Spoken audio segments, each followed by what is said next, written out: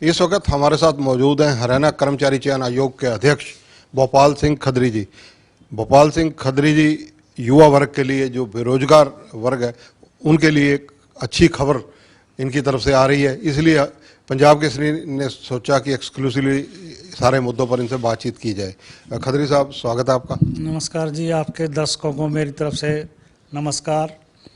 खदरी साहब, सबसे पहले सवाल यही लूँगा कि जिस प्रकार से भर्तियाँ बम्पर भर्तियाँ होने जा रही हैं, ग्रुप सी की, ग्रुप डी की, कौन सी भर्तियाँ हैं और कब तक हो जाएंगी, क्या उसका मापदंड रखा गया? हमारे पास हरियाणा सरकार की तरफ से 31,998 यानी कि लगभग 32,000 पोस्टें सी क्लास के लिए आ गई हैं और जिसका हमने विज्ञापन भी कर दिया था और हमने पोर्टल खोल दिया है 5 मई तक के लिए कि इन पोस्टों में अगेंस्ट जो भी कैंडिडेट अप्लाई करना चाहे वो अप्लाई कर सकता है। इसके साथ साथ हमारे पास 7,441 टीजीटी के जो 11 सब्जेक्ट हैं उनकी भर्ती है और उनकी परीक्षा 29-30 अप्रैल और 13-14 मई को होने जा रही है। इसके साथ साथ हमारे पास 5,000 मेल कांस्टेबल और 1,000 फीमेल कांस्टेबल की रिक्विजिशन आई है। अभी सिर्फ मांग पत्र आया है, अभी रिक्रूटमेंट रूल्स नहीं आए कि हमने किस तरह से भर्ती करनी है और भर्ती का सीक्वेंस क्या होगा, कि हमने दौड़ पहले करानी है, एग्ज़ाम पहले कराना है या पीएमटी पहले करानी है। इस तरह के रूल डीजीपी की साहब की तरफ से आने वाले हैं। होम सेक्रेटरी के साइन हो गए हैं और चीफ सेक्रेटरी हरियाणा के भी लगभग साइन हो गए हैं उस फाइल पे। तो ये पुलिस की हैं और डी क्लास की लगभग 12,000 पोस्टें हमारे पास हैं, 11,794। इस तरह से लगभग 60,000 पोस्टों के लगभग हमारे पास जो HSSC के पास अभी आई हुई हैं और 32,000 का पोर्टल हमने खोल दिया है। और मुझे पूर्ण विश्वास है कि 31 दिसंबर 2023 तक ये 60,000 भर्ती हम लगभग संपन्न करके इस प्रदेश के युवाओं को रोजगार देने का काम करेंगे। इसमें अगर आपको मोटे मोटे रूप से याद हो कि विभागों के हिसाब से कौन कौन से ऐसे विभाग हैं जिनकी तरफ से सर्वाधिक वैकेंसीज सूची भेजी गई?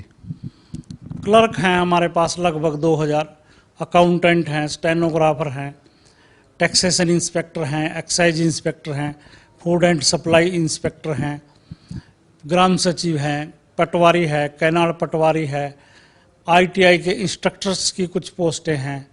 इसी तरह से काफ़ी विभागों की अकाउंटेंट हैं की पोस्टें हैं हमारे पास, असिस्टेंट मंडी सुपरवाइज़र की हैं, सोशल वेलफेयर एवं पंचायत ऑफिसर्स की पोस्टें हैं।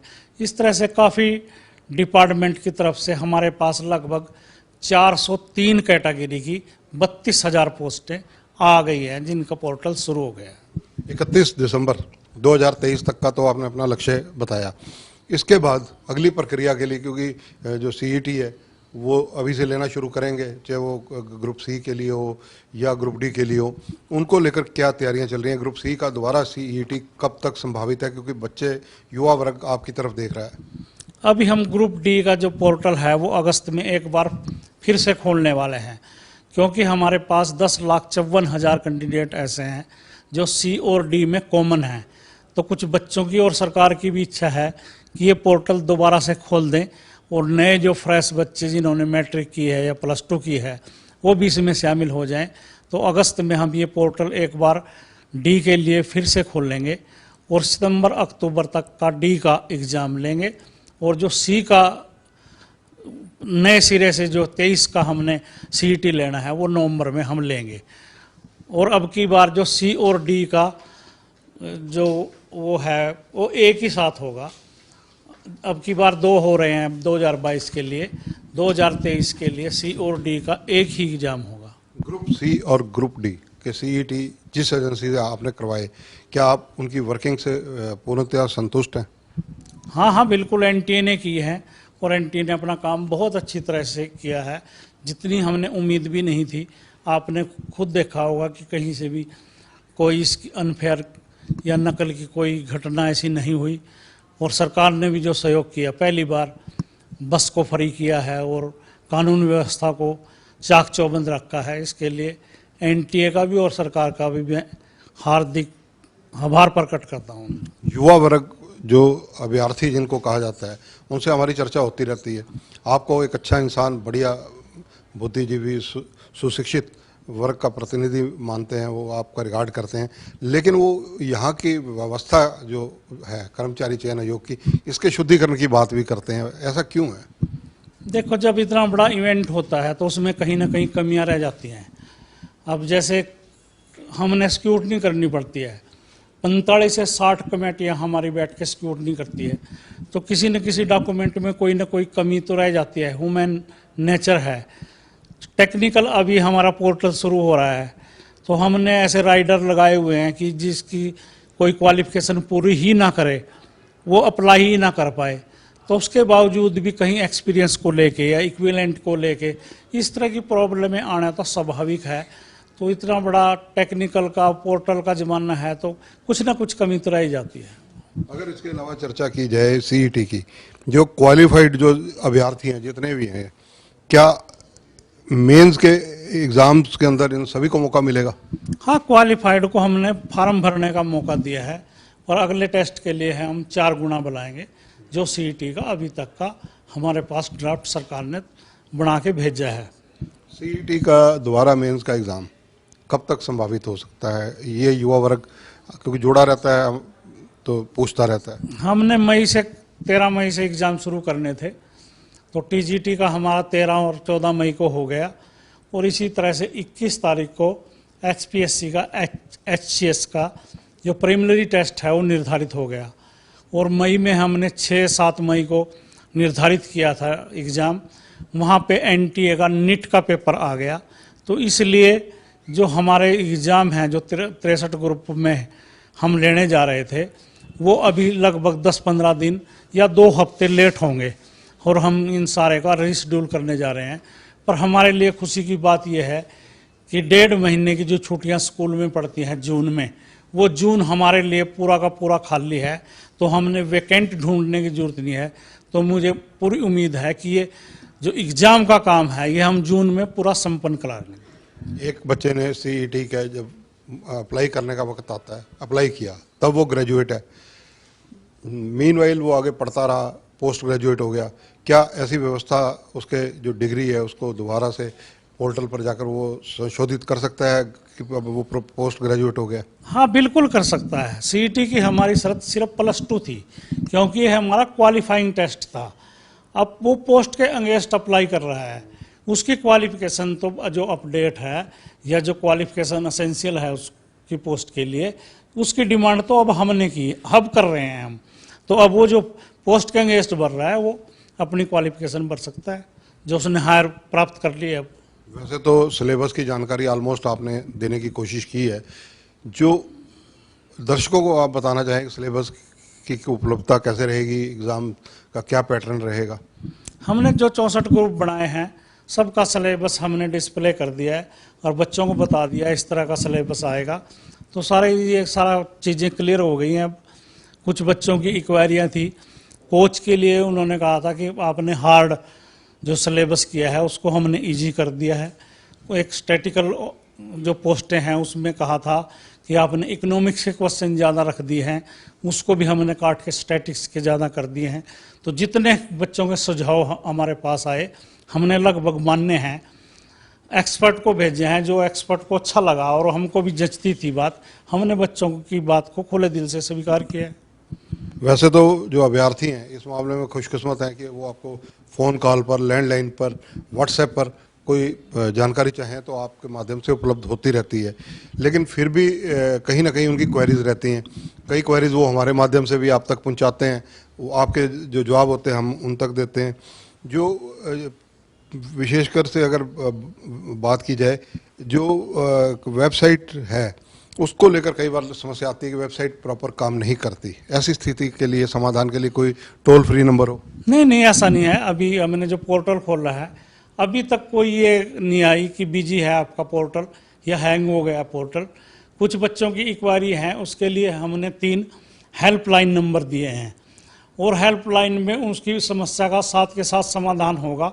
अगर साथ के साथ भी समाधान नहीं होगा तो उस बच्चे का मोबाइल नंबर नोट करेगा हेल्पलाइन वाला, और वो हायर अथॉरिटी यानी चेयरमैन या सेक्रेटरी या हमने एसीएस किसी डिपार्टमेंट का, उससे पूछ के हम इस समस्या का क्या हल हो सकता है, उस बच्चे को उसके फ़ोन पे रिप्लाई करेंगे और फिर बताएंगे कि फार्म तू इस तरह से भर सकता है, कोई समस्या नहीं आएगी बच्चों को। क्लर्क भर्ती पिछले दिनों जो हुई, काफ़ी लंबे समय से प्रोसेस चला, जनरल भर्ती को लेकर बाद में जो क्रम शुरू हुआ, उसमें लेकर कहीं ना कहीं जो आरटीआई एक्टिविस्ट है श्वेता डुल्लो और ऐसे लोग जो हैं, उन्होंने लाइव आकर भी कई चीज़ें कही, तो उनका क्या समाधान किया गया और किस तरह से व्यवस्था हुई?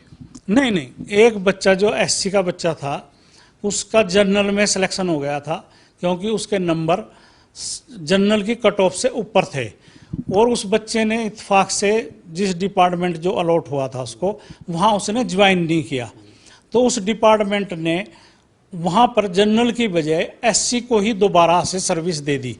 हमारे पास सिर्फ एक केस था, अगर एक्टिविस्ट के पास कोई केस है या कैंडिडेट के पास इस तरह के केस हैं तो वो आकर एप्लीकेशन दें, उनकी समस्या का हल करेंगे। सिर्फ एक कैंडिडेट का ऐसा हुआ था, तो जनरल का उठाना चाहिए था उन्होंने वेटिंग से, उन्होंने गलती से ही एससी का उठा लिया, क्योंकि वो कैंडिडेट जो पहला कैंडिडेट था वो एससी था, जनरल में जंप कर गया था।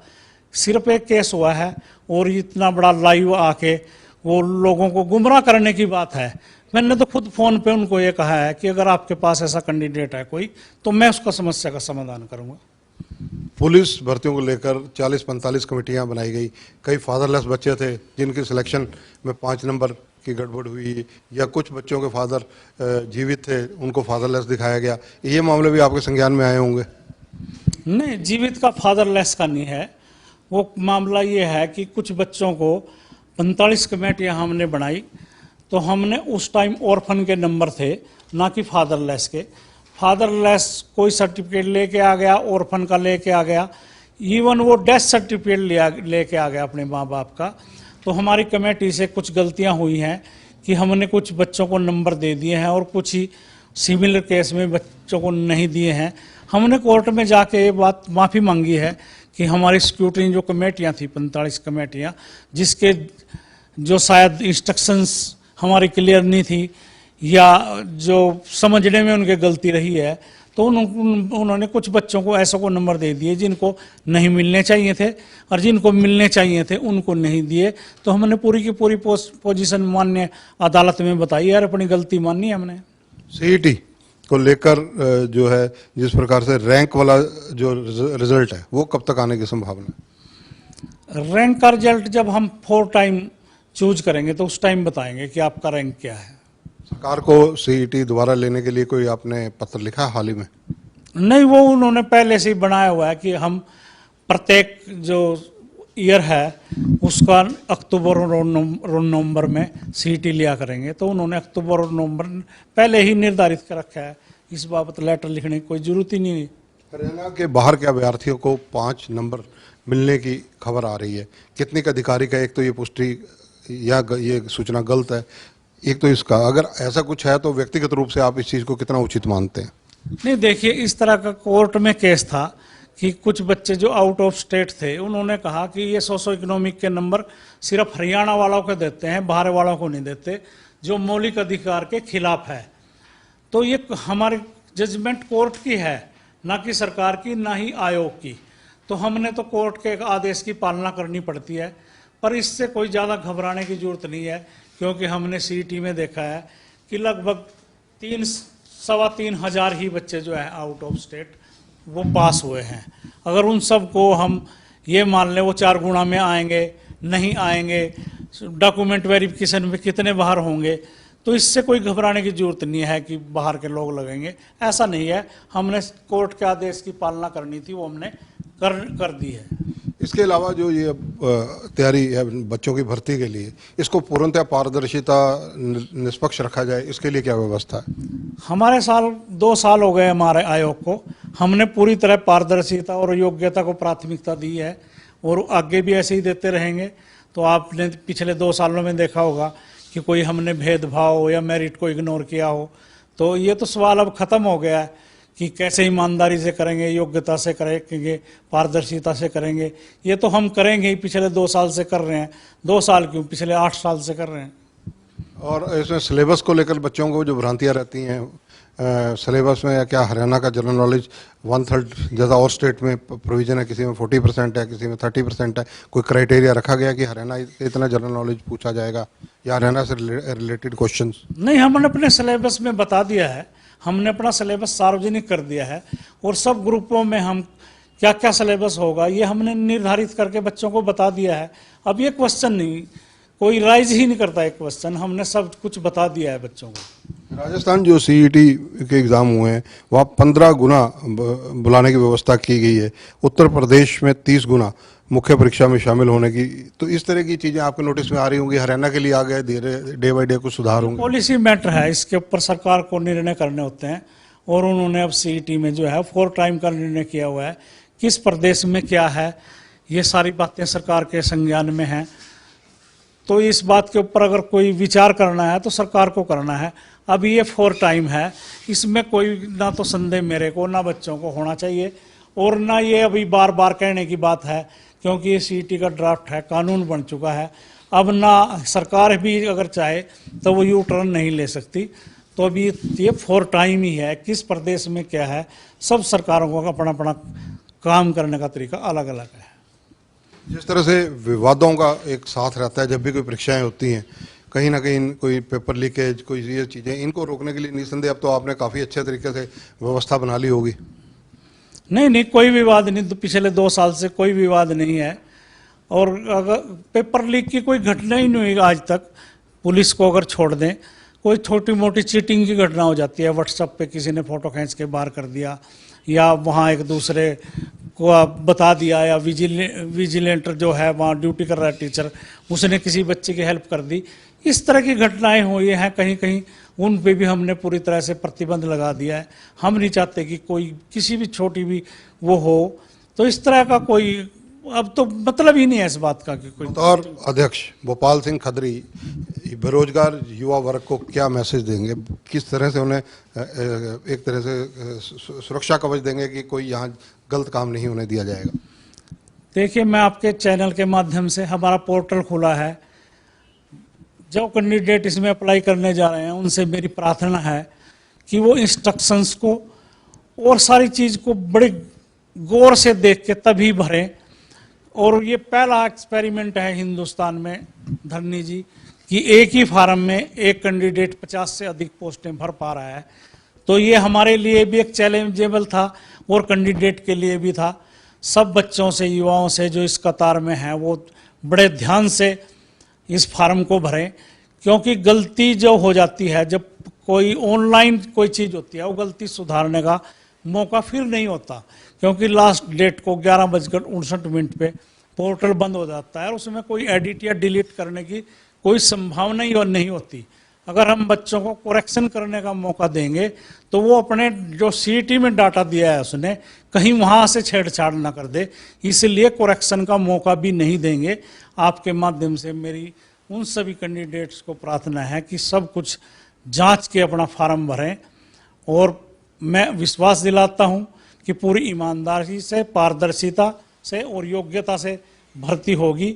उन सबको मेरी तरफ से बहुत बहुत शुभकामनाएं हैं जो इस कतार में हैं। यानी 60,000 भर्तियां 31 दिसंबर तक? बिल्कुल, 31 दिसंबर 2023 तक 60,000 से भी ज़्यादा भर्ती कर चुके होंगे हम। धन्यवाद। तो ये हैं भोपाल सिंह खदरी, हरियाणा कर्मचारी चयन आयोग के अध्यक्ष हैं। निष्पक्षता, पारदर्शिता और ईमानदारी से सब कामों के दायित्व का निर्वाह तो कर ही रहे हैं और आश्वासन भी दे रहे हैं यूथ को, बेरोजगारों को, अभ्यर्थियों को